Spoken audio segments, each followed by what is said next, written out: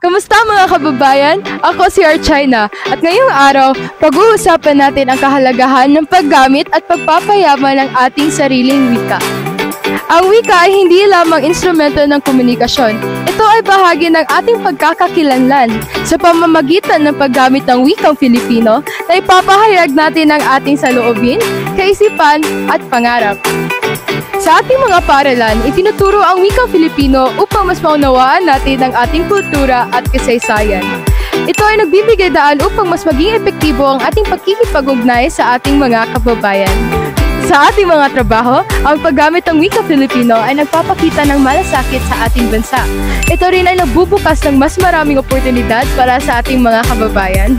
Sa social media, ang paggamit ng wikang Filipino ay nagpapalaganap ng ating kultura sa buong mundo. Ito ay nagbibigay daan upang mas makilala tayo bilang Pilipino. Hindi dapat nating kalimutan ang salita ni Dr. Jose Rizal. Ang hindi marunong magmahal sa sariling wika ay higit pa sa hayop at malansang isda. Kaya't mahalin at pagmalaki natin ang wikang Filipino. Sa bawat pagbigkas natin ng wikang Filipino, ito ay nagpapakita ng ating pagmamahal sa ating bansa. Kaya't patuloy nating gamitin, mahalin at pagyamanin ang ating wikang Filipino.